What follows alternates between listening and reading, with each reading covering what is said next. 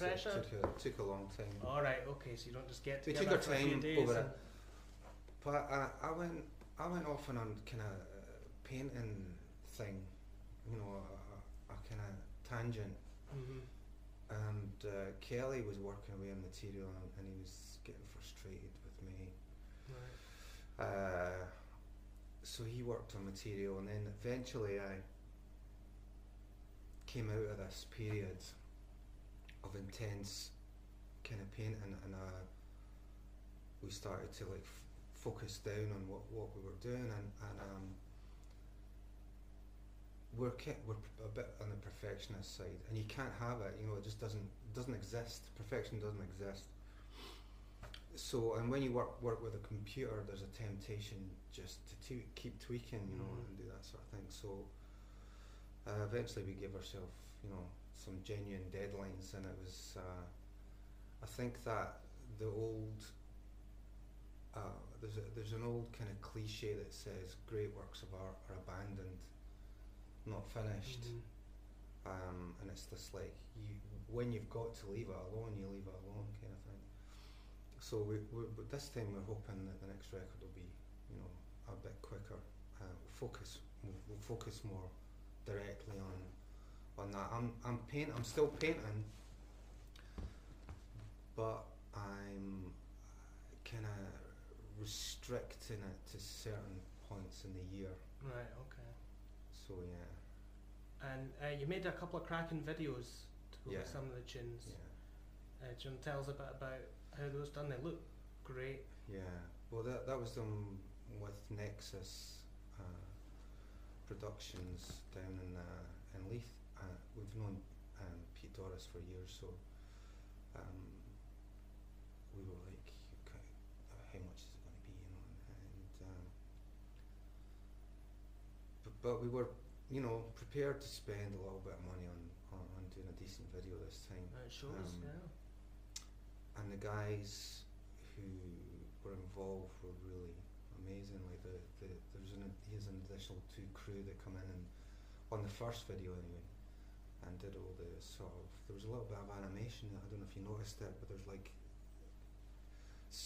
like a little sort of vial of perfume with a skull head on a screw, and it comes out. It's taking ages. This is video for it was Long really Time quite Dead. beautiful. Yeah, that's right. Yeah. So yeah, we were pleased with those videos. Look great.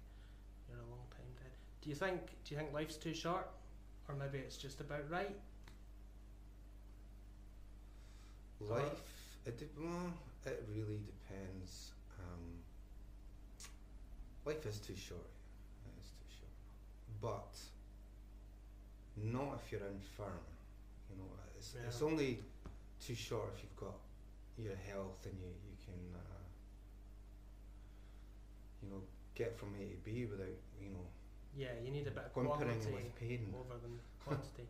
But if you could live to say about 150 healthily without, you know, crumbling and falling to bits, just like be sort of this age, be sort of middle-aged for that many years, do you think it maybe be a problem, like you wouldn't do anything because, you know, you've got so much time? Do you think the pressure of death makes us create? I suppose it's a deadline. Yeah, it's the ultimate deadline.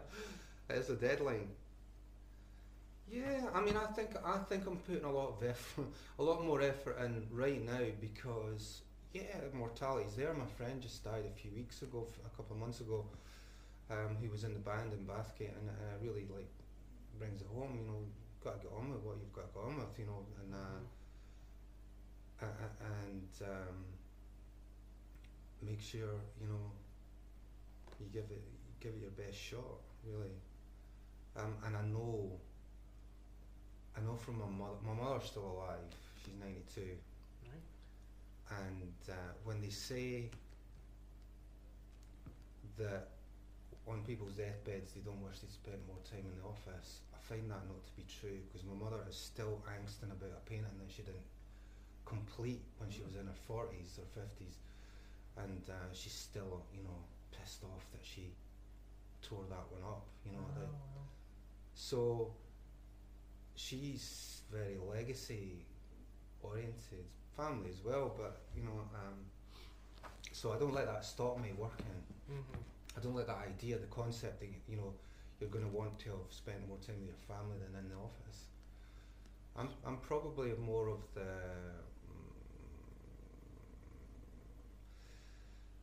there's a famous writer from the 1930s, Noel Coward, and he said work's more fun than fun, and I kind of find that's the same for me. Yeah. Not that I really feel like I'm working. I know that I'm working when I'm emptying my studio of trash and that kind of thing. Yeah. There's that point about using the word career for Yeah. like writing songs and painting and stuff like that. But it isn't easy.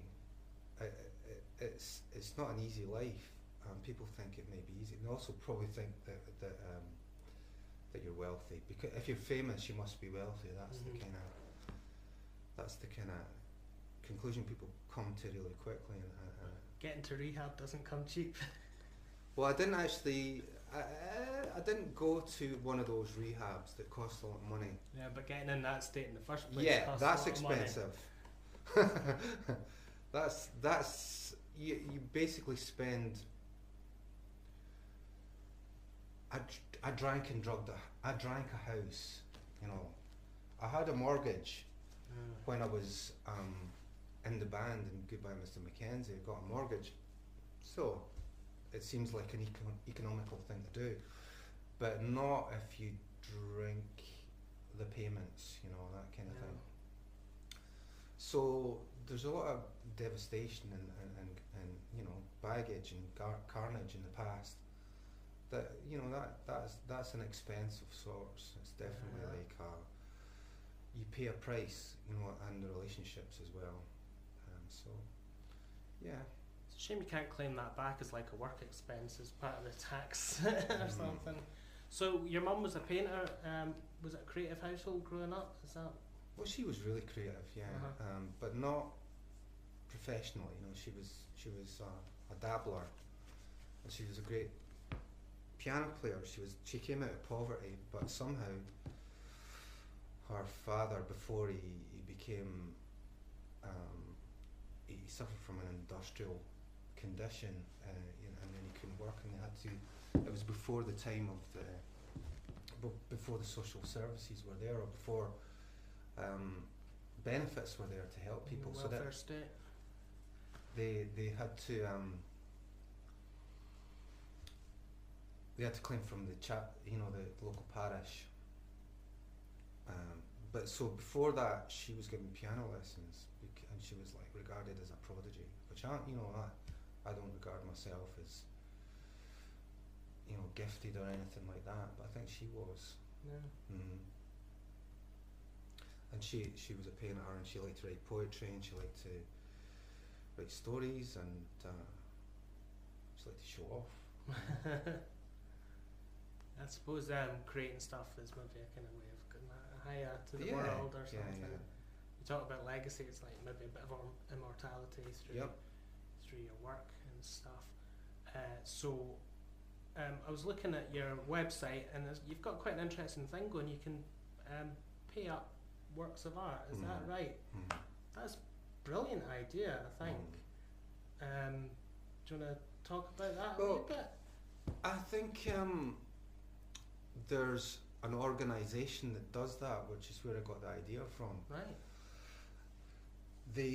They sponsor it. I don't know who they are. You can probably look up on the web where there's an organisation that takes artworks and offers them, to be paid up over a period of time.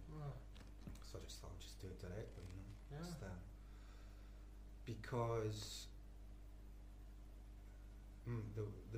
the price that my works, how my work is priced is a bit expensive for most people. Expensive for me. Yeah. I've got a good friend who's a fantastic painter called Henry Fraser, and I was speaking to him, and he was saying, my paintings are so expensive, I can't even afford to keep them, the ones I like. Yeah. I would just be, I wouldn't, be I wouldn't be able to pay the bills if I hang on to my paintings. So yeah, I just thought it was a good idea to pay up.